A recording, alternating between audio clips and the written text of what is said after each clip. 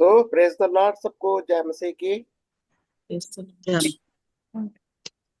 हम अभी क्या देख रहे थे पिछले हफ्ते? यीशु का एक अच्छा चरवाहा होने का वो शिक्षा, कि यीशु ने कहा मैं अच्छा चरवाहा हूँ, और अच्छा चरवाहा भेड़ों के लिए अपने प्राण प्राण। देता। ठीक है। और चरवाहे के बारे में आपने क्या सीखा? आपको क्या लगता है? कोई जना बताएगा चरवाहे का? आपको क्या अंडरस्टैंडिंग हो रही है? अच्छा चरवाहा भेड़ों की समस्या को अपनी समस्या समझता हम्म, है। हम्म, चरवाहा भेड़ों को बचाने के लिए अपना प्राण देता है। हम्म, ओके। अच्छा यानी चरवाहा अपने भेड़ों से जान पहचान बढ़ाता है। वो अपनी फिर उसकी भेड़ों भूख को प्यास के जानता बारे है। में भी जानता है। उसकी जरूरतों के बारे में भी जानता है। उसकी भूख प्यास के बारे में भी जानता है।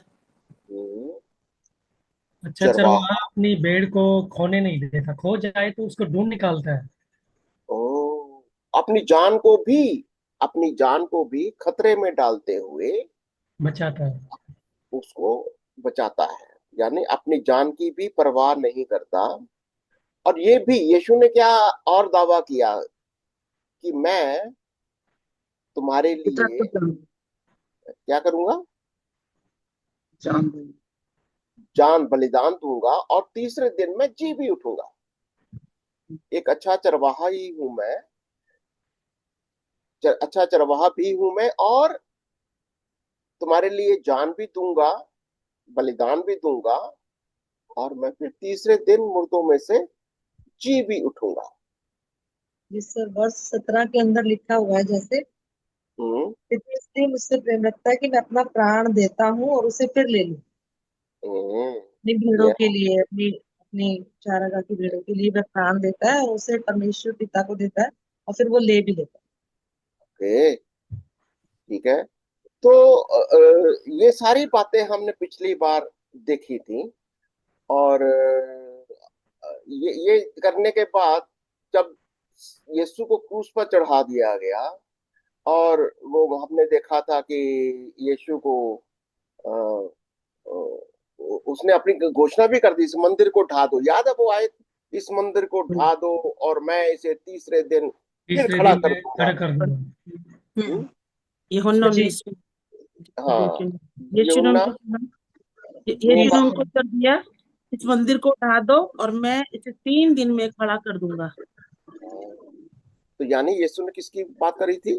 अपने अपनी मंदिर की, भीड़ के अपने। बारे में। अपने शरीर की बात करी। हम्म। यहूदियों ने क्या समझा था इस मंदिर के मंदिर बारे के में। बारे? कि ये मंदिर को बनाने में 40 वर्ष लगे, तू उसे 30 दिन, 3 दिन में कैसे खड़ा कर सकता है ना? तो परंतु यीशु ने तो अपने मंदिर के विषय में कहा था। तो जब 22 आयत में लिखता है, अतः जब वह मुर्दों में से जी उठा, तो उसके चेलों को स्मरण आया कि उसने ये कहा था, और उन्होंने पवित्र शास्त्र और उन उस वचन की जो यीशु ने कहा था प्रतीति की। तो हमने पिछली बार देख लिया था मंदिर के बारे में, यीशु ने अपने बदन के बारे में कहा था। ठीक है। तो आज हम देखेंगे इसको, ये वाला देखेंगे कि लूका 23 और उसकी 50 से 56, और फिर 24 का 1 से 7 को पढ़ेंगे। 1 से 7 यीशु के ऊपर हम निशान लगा देंगे, और फिर देखेंगे। कोई पढ़ेगा इसको? लूका 23 का 50 से 26। हाँ जी, आइए देखें आगे क्या होता है। आइए लूका 23 का 50 से 56 और 24 का 1 से 7 को पढ़ें, और यीशु और उसके पर्यायवाची शब्दों जैसे जीवते, मनुष्य का पुत्र एवं उसके सभी सर्वनामों पर क्रूस का निशान लगाएं। लूका 23 के 50 में लिखा है, वहां यूसुफ नाम का महासभा का एक सदस्य था, जो सज्जन और धर्मी पुरुष था, और उस उनकी योजना और उनके इस काम से प्रसन्न ना था। वे यहूदियों के नगर अरिमतिया का रहने वाला और परमेश्वर के राज्य की बाट जोने वाला था। उसने पिलातुस के पास जाकर यीशु का शव मांगा और उसे उतार कर मलमल की चादर में लपेटा और एक कब्र में रखा जो चट्टान में खुदी हुई थी और उसमें कोई कभी ना रखा गया था। वे तैयारी का दिन था और सब्त का दिन आरंभ होने पर था। उन स्त्रियों ने जो उसके साथ गलील से आई थी पीछे पीछे जाकर उस कब्र को देखा और यह भी कि उसका शव किस रीति से रखा गया है। तब उन्होंने लौटकर सुगंधित वस्तुएं और इत्र तैयार किया और सब्त के दिन उन्होंने आज्ञा के अनुसार विश्राम किया। ओके, 24 का 1 से 7। हाँ जी, लूका 24 का 1 से 7 में लिखा है, परंतु सप्ताह के पहले दिन बड़े भोर को वे उन सुगंधित वस्तुओं को जो उन्होंने तैयार की थी लेकर कब्र पर आई। उन्होंने पत्थर को कब्र पर से लुढ़का हुआ पाया, पर भीतर जाकर प्रभु यीशु का शव ना पाया। जब वे इस बात से भौचक्की हो रही थी तो देखो, दो पुरुष झलकते वस्त्र पहने हुए उनके पास आ खड़े हुए। जब वे डर गईं और धरती की ओर मुंह झुकाए रही तो उन्होंने उनसे कहा, तुम जीवते को मरे हुओं में क्यों ढूंढती हो? वह यहाँ नहीं परंतु जी उठा है। स्मरण करो कि उसने गलील में रहते हुए तुमसे कहा था, अवश्य है कि मनुष्य का पुत्र पापियों के हाथ में पकड़वाया जाए और क्रूस पर चढ़ाया जाए और तीसरे दिन उठे। ठीक। तो कौन है भाई? अपना म्यूट कर लो भाई, सारे जने सब म्यूट करो, इस बीच में बोलना नहीं है। ओके, बोलना नहीं है कोई भी। अगर बोलना है तो आप हमें अनम्यूट करिए फिर बोलिए। तो क्या देख रहे हैं हम यहाँ पर? क्या हो रहा है इन वचनों से? आप क्या होता हुआ देख रहे हैं? पढ़े के वचनों में आप क्या होता हुआ देखते हो? क्या हो रहा था यहाँ पर?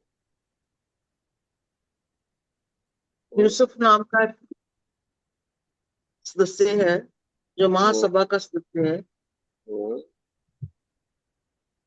जो कि यीशु मसीह की इस ये मारने की जो योजना सारा उससे से खुश नहीं था, यहूदियों की योजना पर, और वो विश्वासी था।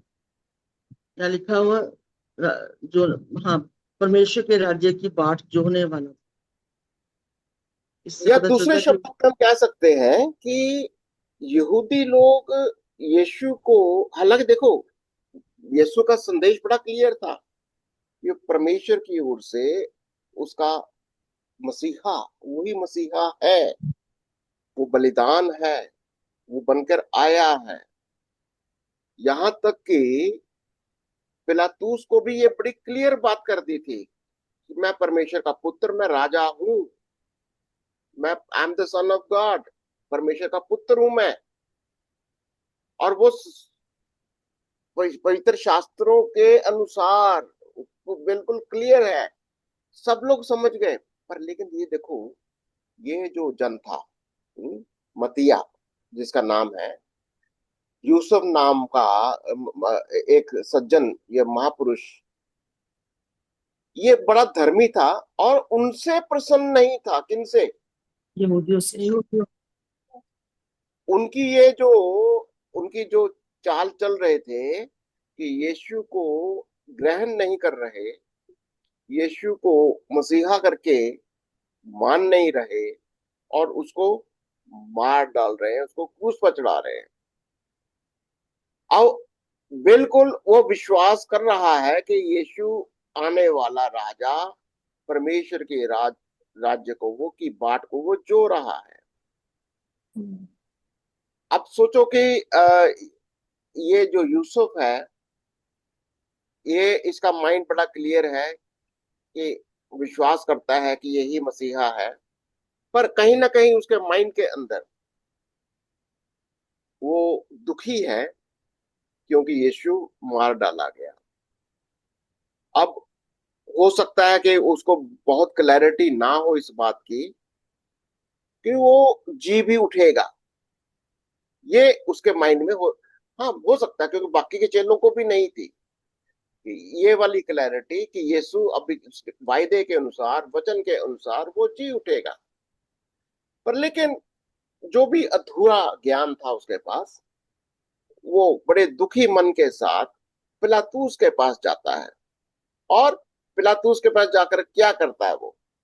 उसने पिलातूस यीशु के का पास शव है। जाकर शव मांगा।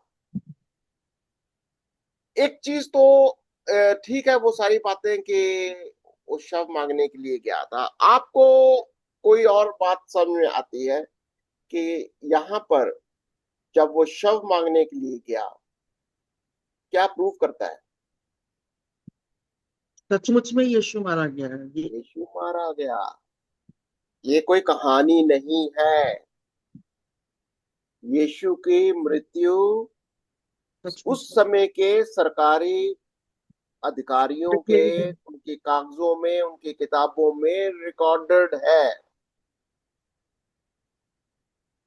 आज बहुत सारे लोग कहते हैं वो मरा नहीं था, बस ऐसे बेहोश हो गया फिर वो जी उठा। ऐसा नहीं है। ऐसा बिल्कुल, क्योंकि वो पिलातूस से उसकी बॉडी को लेने गया और उसने इंक्वायरी किया क्या वो मर गया। तो सूबेदार ने क्या कहा था?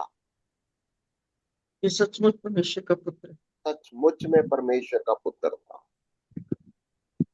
उस इस तो यहाँ पर ये जो आ, यूसुफ है, पिलातूस है, सरकारी गवर्नमेंट के कहीं ना कहीं से कहते हैं जैसे आज भी कोई बॉडी लेने के लिए जाओ तो कहीं ना लिखा पड़ी तो होती है कि नहीं, रिकॉर्डेड। हम्म।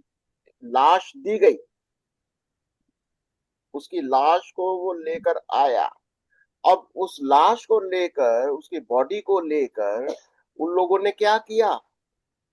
उसने मलमल की चादर में लपेटा, कब्र में रखा। जो खुद नहीं थी, कभी को नहीं रखा है। ऐसी चट्टान में, ऐसी कब्र में रखा। और वो बिल्कुल समय भी लिखा हुआ है। वो तैयारी का दिन था। कौन सा तैयारी का दिन था? आपको क्या लगा? उनके दिन था। यानी यानी फ्राइडे की शाम है, फ्राइडे फ्राइडे का की। दिन है। सबत सबत शब्द कब से शुरू शब्द की होता है? तैयारी के दिन। फ्राइडे की शाम से सबत शुरू हो जाता है। जैसे सूरज ढलता है, बाइबल के अनुसार सनसेट टू सनराइज, यस। दूसरा दिन शुरू हो जाता है। याद है? यूसुफ याद यूसुफ है की जब एक चीज और समझ में आती है कि वो यहूदियों की जो महासभा थी, जैसे सीनेट कह सकते हैं, उसका वो सदस्य है। यानी कि उस यहूदियों के बीच में से ये आदमी एक ऐसा है जो डिक्लेयर कर रहा है कि, बता रहा है कि मर गया और उसको हाँ, वो गाड़ा। बिल्कुल वो भी ज्ञानी आदमी है। वो वहाँ उनकी जो काउंसिल है वहां की, सेनेटर का मेंबर है वो। हम्म। पर लेकिन वो उनके विचारों से, उनकी सोच से, उनके डिसीजन से वो खुश नहीं है। मैं क्या कह रहा हूं कि ये रिकॉर्डेड फैक्ट है सरकारी गवर्नमेंट के किताबों में। और इनकी जो रिलीजियस ग्रुप ऑफ पीपल जो भी थे, ये फरीसी लोग, उनकी किताबों में भी रिकॉर्डेड होना चाहिए कि फ्राइडे, शुक्रवार की शाम जबकि सबत शुरू होता है, कब? मैं क्या कहने जा रहा था? यहूदियों के अनुसार शाम हुई, फिर सवेरा हुआ, फिर दूसरा दिन हो गया। तो एक दिन की शुरुआत कब से होती है? शाम से। सांझ से। शाम से। तो हमेशा हम लोग बोलते हैं सुबह हुई फिर शाम, नहीं, ऐसा नहीं, उल्टा है। सांझ हुई फिर सवेरा हुआ, फिर दूसरा दिन हो गया, उसको एक दिन कहते हैं। तो याद रखना, जब भी वो सबत शुरू हुआ, इसका मतलब फ्राइडे की शाम को सबत सनसेट जैसे ही हुआ, सब्बत का शुरुआत हो गया। तो वो लोग चाहते क्या थे कि सब्बत के शुरू होने से पहले पहले यीशु को दफनाया जाए। अब ये रिकॉर्डेड फैक्ट्स हैं, ये रिकॉर्डेड है पिलातूस के गवर्नमेंट का भी, और इधर से रिलीजियस जो भी इनके अधिकारी लोग हैं, फरीसी लोग। बिल्कुल उस टाइम का जो उनका रीति था उससे भी रिलेटेड है ये रीति रिवाज। बिल्कुल, हाँ। इसका मतलब बिल्कुल रिकॉर्डेड है ये कि फ्राइडे की शाम को, या फ्राइडे के बिल्कुल सबत होने से पहले, यानी सनसेट से पहले यीशु को दफनाया गया। और यहाँ पर वो यही कह रहा है कि जब वो, ये देखो ये जो आया था कि तैयारी का दिन था, यानी फ्राइडे की शाम का दिन था, और सब्बत का दिन आरंभ होने पर था, यानी शाम के कितने बजे होंगे, 5-6 बजने वाले हैं, कुछ सनसेट होने वाला है, सब्बत का दिन आरंभ होने वाला है। अब क्या हुआ है, उन स्त्रियों ने जो उसके साथ गलील से आई थी, पीछे पीछे जाकर उस कब्र को देखा, और ये भी कि उसका शव किस रीति से रखा गया है। क्या स्त्रियों ने क्या देखा जाकर? स्त्रियों ने देखा, उन्होंने उनको, उनका मतलब था कि जैसे भी अब हमको मौका मिलेगा, सब्त का दिन खत्म होगा, हम आएंगे इस कब्र में, उसकी लाश के ऊपर हम वो सुगंधित लेप लगाएंगे। तो वो लोग क्या करते थे, लाश को प्रिजर्व करते थे कि जल्दी सड़ ना जाए, उसको लपेटते थे, एक जो जिसकी इज्जत करते लाश की। तो क्योंकि लाश को तो अभी ऐसे ही रख दिया, तो अभी उसको, लाश को उन्होंने अच्छे सुगंधित द्रव वो लगाने हैं, ठीक है, मसाले लगाएंगे, जो भी उनका जो था मुझे पता नहीं है, पर मसालों के लिए वो स्त्रियां कब्र को देखने के लिए आई, और तब उन्होंने लौट कर सुगंधित वस्तुएं और इत्र तैयार किया, और सब्बत के दिन उन्होंने आज्ञा के अनुसार विश्राम किया। यानी सब्बत का दिन कौन सा था? फ्राइडे की रात को लगा लो, फ्राइडे की रात, और पूरा का पूरा जब तक फ्राइडे खत्म नहीं हुआ या सब्बत खत्म नहीं हुआ, वो लोग आराम से, अभी कुछ नहीं काम कर रही, सोचो जरा, वो स्त्रियां करके फ्राइडे इत्र, वो अभी वो मसाले मसूले लिए होंगे, शाम को पता नहीं लिए कि नहीं लिए, फ्राइड उधर से सब्बत शुरू हो गया, कुछ काम नहीं कर सकते। अब टाइम उनके पास कब है? सैटरडे। सैटरडे का सर, सिर्फ सैटरडे की रात, फ्राइडे का पूरा दिन। जैसे ही सब्बत, सब्बत कब खत्म होता है? शाम को, सैटरडे की शाम शाम को खत्म हुआ। हाँ, सैटरडे की शाम को सब्बत खत्म। उन्होंने सैटरडे की शाम को फटाफट जाके इतने तो, अच्छा ये बताइए मेरे को, पूरी की पूरी रात, शनिवार की रात, उन्होंने वो इत्र तैयार किए, मसाले तैयार किए, और फिर सुबह सुबह 4 बजे, 5 पता नहीं कितने बजे, 5 बजे के 4 बजे फिर आ गई। अच्छा ये बताइए कि ये स्त्रियां सोई होंगी कि नहीं? नहीं कोई और, फ्राइडे को रोना धोना हो रहा है, सैटरडे को पूरा दिन उनका सबक चल रहा है, सैटरडे की रात को वो लोग इत्र तैयार कर रही हैं, सुगंधित वस्तुएं तैयार कर रही हैं। क्या हो रहा है यहाँ पर? और फिर वो 56 में संडे की तो सुबह, 56 आयत में लिखा है कि उन्होंने आज्ञा के अनुसार विश्राम किया। हाँ विश्राम किया, मतलब कोई काम नहीं करना। जब वो विश्राम किया तो इसका मतलब वो सब्बत के दिन में कोई काम नहीं करना, यानी कोई कोई उनको किसी तरीके का काम नहीं करना। उस समय में शब्द का मतलब ये था कि कुछ भी नहीं करना है। हाँ। आपसे पूछा ना कि वो सोई होंगी या नहीं, तो उसमें ये दिया है 56 आयत में कि उन्होंने हाँ आज्ञा के अनुसार विश्राम किया। इसका हो सकता है थोड़ी, हाँ ये आपकी बात सही है, हो सकता है कि थोड़ा सा नींद, थोड़ा सा आराम किया होगा, मैं ये नहीं कह रहा। मैं कह, वो जो इत्र बनाने के लिए, उसके लिए उनके पास कोई मौका नहीं है। यस। वो जो लेप लगाना है, वो जो यीशु को ऊपर जो जो लेप वेप लगाने के लिए उनके पास कोई मौका नहीं है। हाँ, वैसे वो कहेंगे थोड़ा सा आराम तो किया ही होगा सबत के दिन, पर लेकिन अभी हो क्या रहा है यहाँ पर, ये देखो जरा। फिर क्या होता है, सप्ताह के पहले दिन, लूका 24 और उसकी पहली आयत से। परंतु सप्ताह के पहले दिन बड़े भोर को वे उन सुगंधित वस्तुओं को जो उन्होंने तैयार की थी लेकर कब्र पर आई। अब मेरा सवाल यहाँ पर था, ये सुगंधित वस्तुएं कब उन्होंने तैयार करी?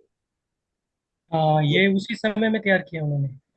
हैं? सैटरडे की शाम को। सर जैसे शाम के समय जैसे जैसे आपने स्तवन बताया के बाद। 56 में लिखा है कि उन्होंने लॉर्ड का सुगंधित वस्तुएं और इत्र तैयार किया। सर जैसे जैसे आपने बताया कि सुबह से लेके सूरज ढलने तक एक कि टाइम चेंज होता था, तो सैटरडे सूर्य ढलने तक उनका सबत रहा। सूर्य जैसे ढला तो संडे का दिन यानी संडे शुरू हो जाता है तकरीबन, तो उन्होंने हाँ। उस समय से लेके अर्ली मॉर्निंग तक उस चीजों को तैयार कर लिया। Yes yes. ये मैं कह रहा हूँ कि यहाँ पर सोचिए जरा कि पूरी रात शनि, जैसे सबत खत्म हुआ सैटरडे की रात और फिर संडे की सुबह, कितना माइंड में टेंशन होगा उनके। पता नहीं खरीदारी भी उसी दिन की होगी, मलहम बनाई, उसका लेप बनाया, और फिर सुबह सुबह उठकर फिर चल पड़ी कब्र की ओर। ठीक है ना? फिर क्या हुआ, उन्होंने क्या की उन्होंने देखा, पत्थर को कब्र पर से लुढ़का हुआ पाया। ओ अब वो आई हैं और देखा कि कब्र पर पत्थर लुढ़का हुआ है। पर भीतर जाकर प्रभु यीशु का शव ना पाया। ओ, शव नहीं मिला। तो इससे क्या हुआ? जब बहुत इस दुखी होगी वो, तो बात से फुल ग्रीफ, हम्म एकदम दुख इस से भर गई, क्योंकि वो तो तैयारी करके आ रही थी कि प्रभु के लिए बड़े बड़े वो सुगंधित द्रव्य बनाकर कि प्रभु के शरीर पे लगाएंगे, पर प्रभु का शरीर ही नहीं है वहां पर। यस, ये बड़ा इंटरेस्टिंग है कि उनका जो स्टेट ऑफ माइंड है, हमको इस बात पर फोकस करना है कि कितनी परेशानी में है ये लोग, कैसे वो लोग अपने आप को, उस सिचुएशन को वो कैसे देख कर हैंडल कर रही हैं। वो कब्र पर आती हैं और कब्र पर आकर वो भचक्की हो गई कि शव ही नहीं है। ओ, पर लेकिन उन्हें कोई दो पुरुष झलकते हुए वस्त्र वस्त्र, पहने हुए देखे, उसके पास खड़े उनके पास कौन पास थे ये? खड़े। कौन है ये दो व्यक्ति? स्वर्गदूत। स्वर्गदूत इसमें है। एक और चीज है पास्टर जी, वर्ष 3 में जब उन्होंने पत्थर लुढ़का हुआ देखा, 3 में जाएंगे एक बार, और भीतर जाकर लुढ़का हुआ बाहर से देख लिया, पर वो भीतर गई, भीतर हाँ। जाकर प्रभु यीशु का शव न पाया। हम्म वो हम्म, अंदर गई और उन्होंने पूरी तरह से जान लिया कि वो अंदर है ही नहीं। हाँ हाँ, okay, very good, good good. तो उन्होंने परेशान हो देखा गई। शव नहीं है। और वो डर गई। हाँ जी, कौन? जब वे डर गई, बोलो। हाँ।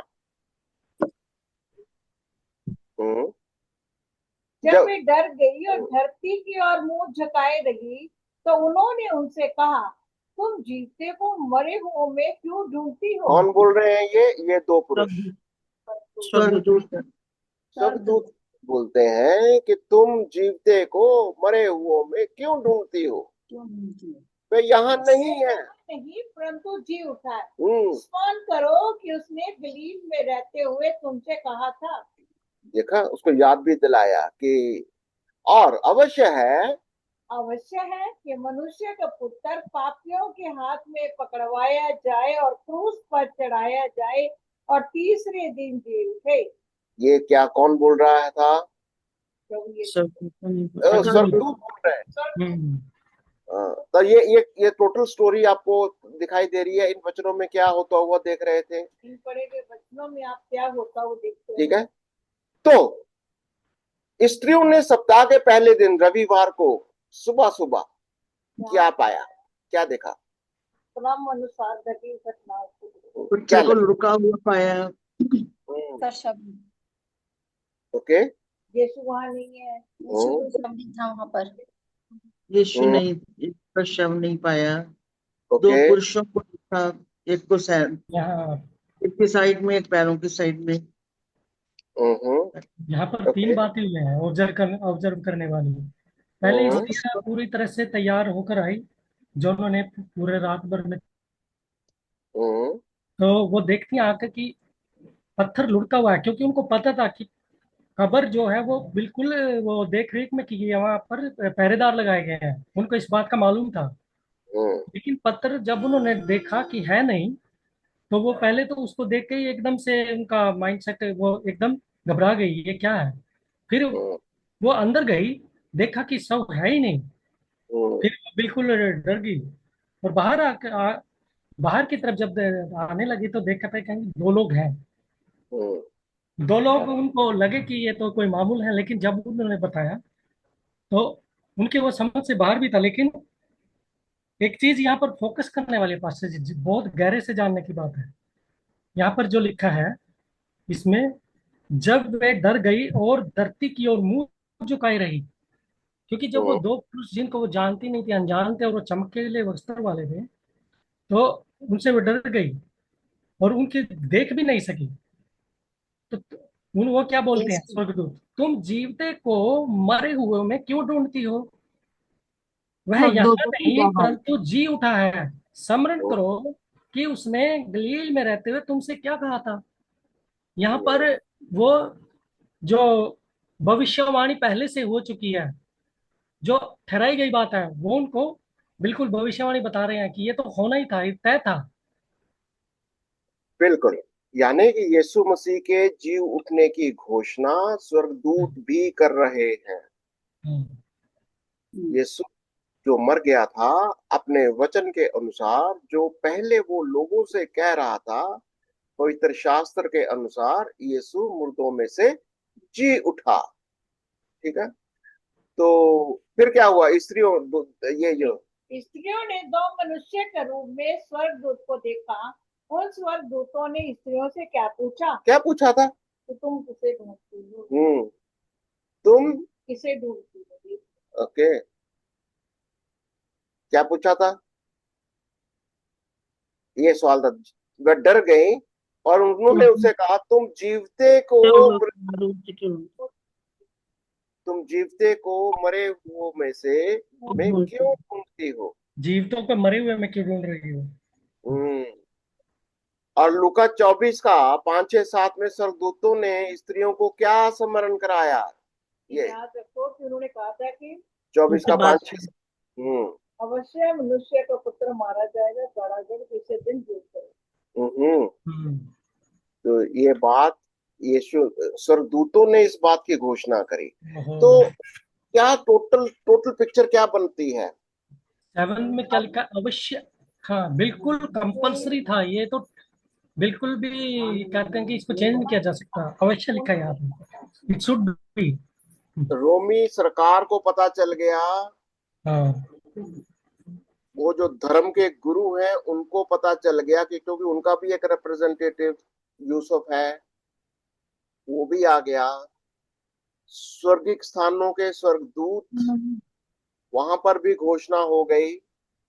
इसका मतलब यीशु के जी उठने की घटना सारे लोगों में पूरी हो गई। सबको पता चल गया कि यीशु अपने वचन के अनुसार वो जी उठा है। ठीक है। तो आइए थोड़ा आगे पढ़ते हैं। पुनरुत्थान के बाद पुनरुत्थान के बाद यीशु ने 40 दिनों तक अपने को चेलों पर प्रकट किया। या हम यीशु को पुनरुत्थान के बाद अपने चेलों से बात करते हुए देखते हैं। आइए लूका 24 उसकी 44 से 53 आयत को पढ़ें और यीशु के प्रत्येक संदर्भ और उसके स्वनामी शब्दों स्वनामों पर क्रॉस का निशान लगाएं। चेलों के हर उल्लेख के नीचे रेखा अंकन करें। फिर उसने उनसे कहा, ये मेरी वे बातें हैं जो मैंने तुम्हारे साथ रहते हुए तुमसे कही थी कि अवश्य है कि जितनी बातें मूसा की व्यवस्था और भविष्यवक्ताओं और भजनों की पुस्तकों में मेरे विषय में लिखी है सब पूरी हो। तब उसने पवित्र शास्त्र बूझने के लिए उनकी समझ खोल दी और उनसे कहा, यूं लिखा है कि मसीह दुख उठाएगा और तीसरे दिन मरे हुओं में से जी उठेगा और यरूशलेम से लेकर सब जातियों में मन फिराव का और पापों की क्षमा का प्रचार उसी के नाम से किया जाएगा। तुम इन सब बातों के गवाह हो और देखो, जिसकी प्रतिज्ञा मेरे पिता ने की है, मैं उसको तुम पर उतारूंगा और जब तक स्वर्ग से समर्थ न पाओ तब तक तुम इसी नगर में ठहरे रहो। तब वे उन्हें बैतनिया तक बाहर ले गया और अपने हाथ उठाकर उन्हें आशीष दी और उन्हें आशीष देते हुए वह उनसे अलग हो गया और स्वर्ग पर उठा दिया गया। तब वे उसको दंडवत करके बड़े आनंद से यरूशलेम को लौट गए और वे लगातार मंदिर में उपस्थित होकर परमेश्वर की स्तुति करते थे। ठीक है, एक जानकारी देखो, पढ़ो जरा। मूसा की व्यवस्था, भविष्यद्वक्ताओं और भजनों की पुस्तकें प्राचीन यहूदी धर्मशास्त्र थे जिन्हें यीशु के आगमन से सैकड़ों वर्ष पूर्व लिखा गया था। ओके, तो बातचीत कर लेते हैं अभी। क्या हो रहा था यहाँ पर? टोटल पिक्चर क्या बनी अभी तक की? टोटल पिक्चर क्या है? यीशु अपने चेलों को नजर आए, बातें करें, बात करें। यीशु मरने वो बातें हैं जो मैंने के तुम्हारे बाद साथ रहते हुए तुमसे कही थी कि अवश्य है कि जितनी बातें मूसा की व्यवस्था और भविष्यद्वक्ताओं और भजनों की पुस्तकों में मेरे विषय में लिखी हैं, सब पूरी हैं। उनको स्मरण दिला रहे हैं। उनकी समझ अच्छा, को भी एक खोला। चीज आप स्पेशल नोट कर रहे हो कि पहले कोई भी स्वर्गदूत बोल रहे हैं तुमको पता होना चाहिए कि वो जी उठना है, उसको जी उठना चाहिए।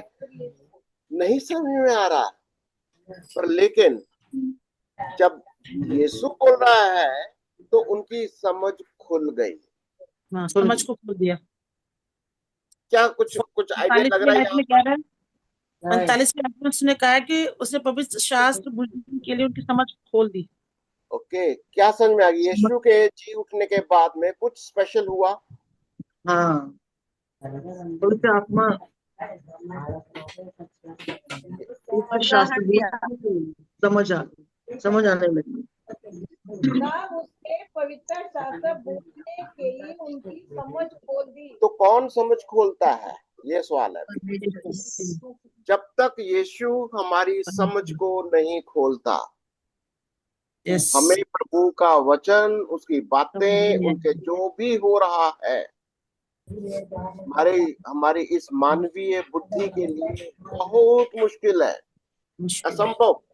बिल्कुल, जब तक प्रभु की ओर से हमें समझ न दी जाए, हाँ, समझ नहीं सकते। इतना मुश्किल है। हम अपने द्वारा नहीं जान सकते जब तक प्रभु हमें न दे। यस, जब तक वो समझ ना खोले, ये बात को समझना है।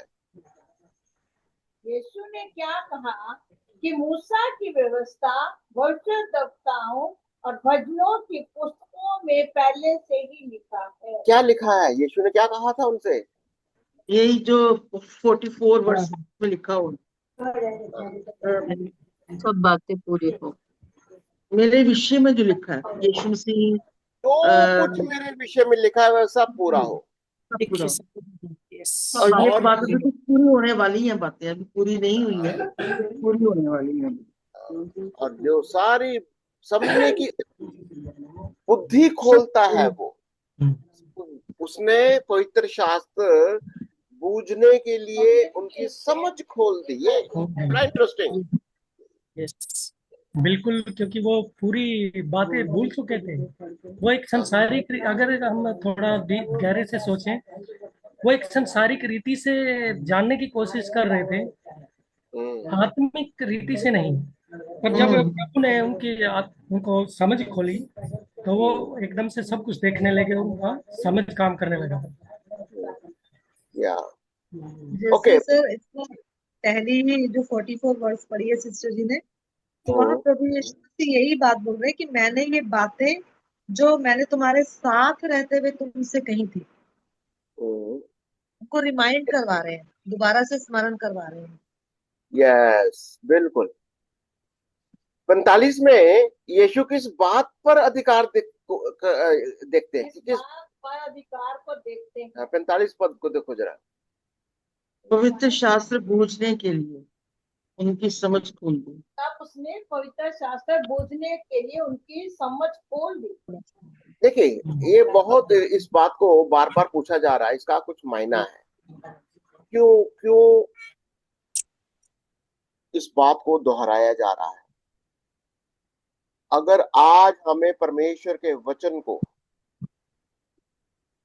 प्रभु की ओर से सीखना है, इस मानवीय बुद्धि का इस्तेमाल करना बंद कर दो। यस, इंसानी जो भी हमारी तरीके हैं, सुनी सुनाई बातें हैं, इन पर ध्यान लगाना बंद करो।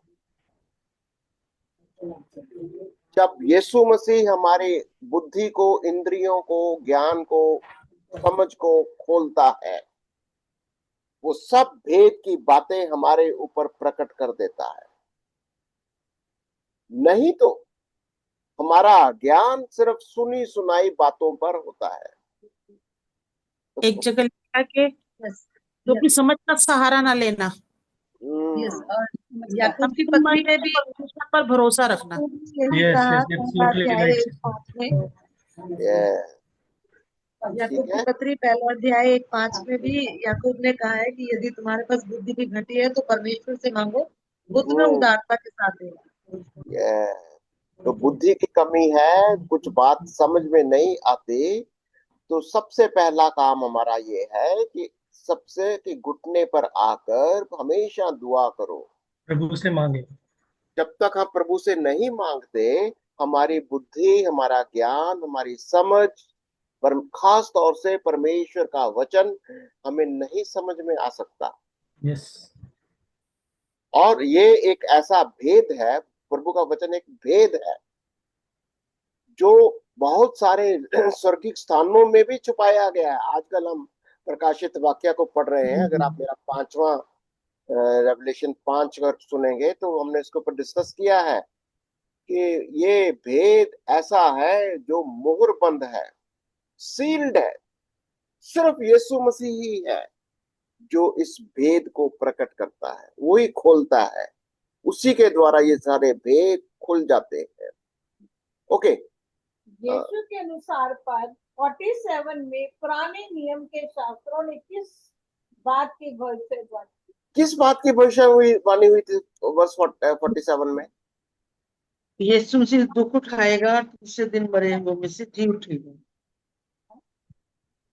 और सब यीशु को लेकर सब जातियों में पापों की क्षमा का प्रचार उसी के नाम से प्रचार किया जाएगा, उसी के नाम के से किया नाम। जाएगा, यीशु के देखो, नाम से।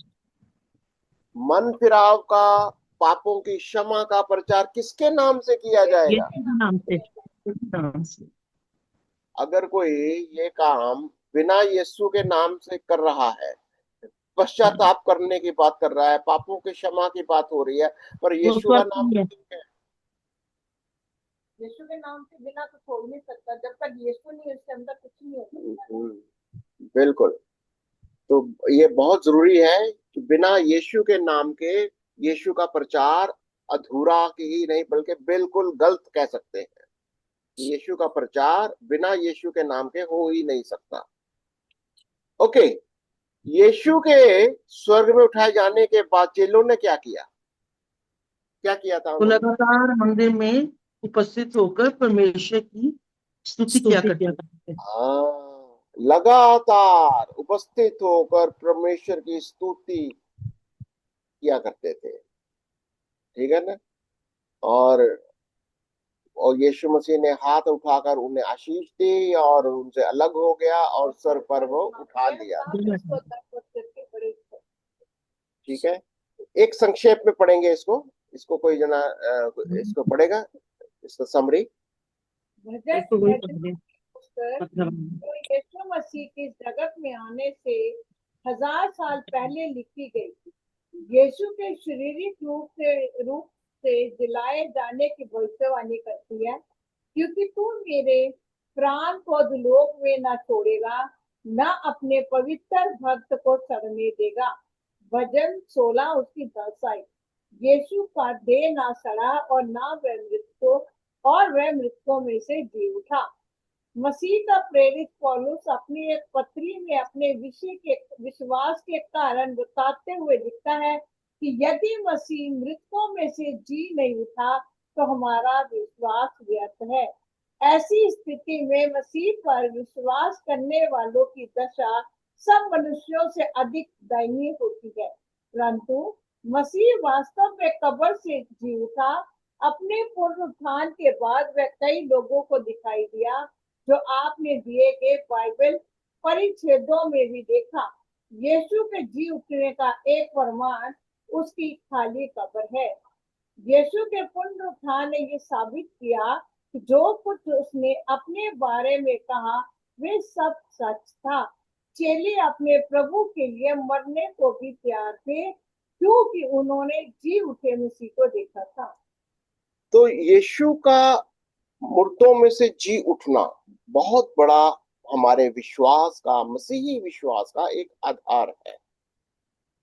यीशु का सिर्फ मरना ही नहीं, उसका जी उठना ही नहीं, बल्कि उसका वापस आना भी इतना ही महत्वपूर्ण है जितना हमने उसका मरना या जी उठना या उसका जन्म, जो कुछ भी शिक्षाएं हमने सीखी हैं, ये हम अगले चैप्टर के अंदर करेंगे आने वाले समय में कि यीशु दोबारा आने वाला है। आप लोग जो हमारे साथ YouTube में देखते हैं, मैं चाहूंगा कि आप अपनी प्रार्थनाओं को लिखें कि आप क्या प्रार्थना चाहते हो।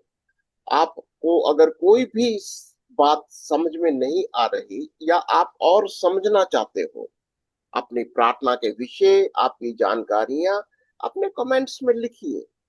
हम आपके सवालों का जवाब देंगे। अगर आप चाहते हो कि हमारे साथ जूम में या हमारे साथ जूम के लिंक को चाहिए, आप हमें कांटेक्ट करिए और जरूर इन वीडियोस को लाइक करिए, सब्सक्राइब करिए, शेयर करिए। शेयर नहीं कर रहे लोग, मैंने कहा सब्सक्राइब भी नहीं कर रहे बहुत सारे लोग क्योंकि मैं देख सकता हूं कि बहुत सारे लोगों ने सब्सक्राइब भी नहीं किया।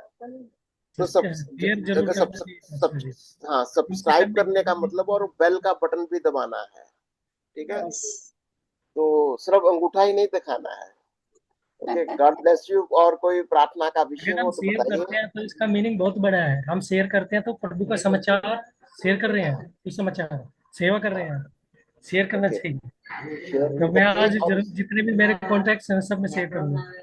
हाँ, ठीक है। ओके, आज मंजू का बर्थडे है, बीना प्रेयर करोगी? किसका? मंजू मैसी का बर्थडे आज। ओके ओके, करेंगे प्रेयर। चलिए प्रार्थना करिए, सबके लिए प्रार्थना करिए और मिस्ट्री के लिए प्रार्थना करिए। हाँ जी, हाँ जी, आइए हम सब लोग प्रार्थना में जाएंगे। हालेलुया हालेलुया, धन्यवाद धन्यवाद धन्यवाद धन्यवाद धन्यवाद धन्यवाद देते हैं हमारे दिव्य परमेश्वर इस सुंदर समय के लिए जो आपने हमें दिया। प्रभु, आप प्रभु प्रभुओं के प्रभु हैं, परमेश्वर हैं प्रभु। ये सारी सृष्टि के रचने वाले प्रभु आप ही हैं प्रभु, दूसरा कोई भी नहीं है प्रभु। हम आपके सम्मुख आते हैं प्रभु। प्रभु, हम तमाम सुविधाओं के लिए धन्यवाद देते हैं प्रभु जो आपने हमारे सबके जीवनों में दिया है, ताकि हम सब बैठ के प्रभु हम अपनी अपनी जगह हम वचन के गहराइयों को सीख सकते हैं, समझ सकते हैं प्रभु। इन तमाम सुविधाओं के लिए प्रभु हम आपको धन्यवाद देते हैं प्रभु, धन्यवाद देते हैं प्रभु आपकी दया के लिए, आपके अनुग्रह के लिए जो प्रभु हम हमारे सबके ऊपर बनी रहती है प्रभु, जिसकी वजह से प्रभु हम हर एक दिन चलते हैं, हर एक दिन खड़े रहते हैं प्रभु। धन्यवाद देते हैं प्रेसिप्ट मिनिस्ट्री के लिए जिसके द्वारा प्रभु हम वचन के गहराइयों को सीख सकते हैं, समझ सकते हैं प्रभु। हमारे प्रेसिप्ट मिनिस्ट्री के प्रभु भाई बहन लोग अन्य अन्य भाषाओं में प्रभु वचन के गहराइयों को सिखाते हैं, समझाते हैं प्रभु। उनको आर्थिक मानसिक शारीरिक बल ताकत देना, अनेक आत्मिक वरदानों से उन्हें सुशोभित करना, सारी जरूरतों को पूरा करके देना प्रभु। धन्यवाद देते हैं प्रभु हमारे यूट्यूब मिनिस्ट्री के लिए, जिसके द्वारा प्रभु अनेकों लोग प्रभु वचन की गहराइयों को समझ रहे हैं, सीख रहे हैं। प्रभु इस मिनिस्ट्री के लिए धन्यवाद देते हैं। और भी अधिक से अधिक प्रभु लोग इसमें शामिल होने के लिए, सीखने के लिए दया और अनुग्रह चाहते हैं। प्रभु जो भी हम यहाँ पर सीखते हैं अपने जीवन में लागू करने के लिए प्रभु दया करना, दूसरों को भी सिखाने के लिए सहायता और मदद करना। प्रभु जितने भाई बहन लोग यहाँ पे बैठे हैं, यूट्यूब से जुड़े हुए हमारे कई सारे भाई बहन लोग हैं, उनके लिए भी प्रार्थना मांगते हैं। प्रभु जो भी उनके प्रार्थना विषय हैं प्रभु, हमारे बोलने से पहले हर एक जन के हर एक विषय को जानने वाले प्रभु आप ही हैं। एक एक जन के प्रार्थना विषय पे हाथ बढ़ा के उत्तर देना प्रभु, किसी का कोई विषय अधूरा ना रहने पाए प्रभु, दया और प्रार्थना मांगते हैं प्रभु। आज हमने प्रभु यह प्रभु अच्छा चरवाह और पुनरुत्थान के बारे में जो भी हमने सीखा है प्रभु, उसे और भी गहराई के साथ हमारे जीवनों में लागू करने के लिए सहायता मदद करना, दूसरों को सिखाने के लिए भी दया अनुग्रह करना प्रभु। धन्यवाद देते हैं प्रभु भैया दीदी के लिए प्रभु, जिनके द्वारा प्रभु हम वचन के गहराई को सीख सकते हैं, समझ सकते हैं प्रभु। उन्हें भी आर्थिक, मानसिक, शारीरिक बल ताकत देना, अनेकों आत्मिक वरदानों से सुशोभित करना प्रभु। मंजू सिस्टर के लिए प्रार्थना मांगते हैं प्रभु, बहन के जीवन में प्रभु आपने एक और साल बढ़ा के दिया है प्रभु, इसके लिए प्रभु हम जितना धन्यवाद दें उतना कम है प्रभु। पिछले दिनों प्रभु सिस्टर की दी हुई चंगाई के लिए धन्यवाद देते हैं, जो प्रभु आपने उनके जीवन में चंगाई दी है प्रभु, उसके लिए धन्यवाद देते हैं प्रभु। अनेकों कष्टों परेशानियों से निकल कर प्रभु बहन यहाँ तक पहुंची, यहाँ तक खड़ी हुई, इसके लिए धन्यवाद देते हैं। आने वाले समय के लिए प्रार्थना मांगते हैं बहन प्रभु, जिन जिन विषयों को लेकर प्रार्थना करती है प्रभु, हाथ बढ़ा के उत्तर देना। आने वाले साल प्रभु उनके लिए आशीष का कारण होने के लिए दया और अनुग्रह चाहते हैं प्रभु। जो भी उनकी इच्छाएं, जो भी विषय हैं, उनके प्रार्थना हाथ बढ़ा के उत्तर देना। परिवार के साथ प्रभु आपकी महिमा के लिए जीने के लिए, राज्य के लिए काम करने के लिए आप बहन को इस्तेमाल करना प्रभु। अच्छी सेहत देना, लंबी आयु देना प्रभु। सब कुछ आपके हाथों में दे देते हैं प्रभु। आदर महिमा सब आपको देते हुए प्रार्थना यीशु मसीह के नाम से मांगते हैं, सुनना ग्रहण करना पिता, आमीन। आमेन एंड आमेन। प्रभु आप सबको बहुत आशीष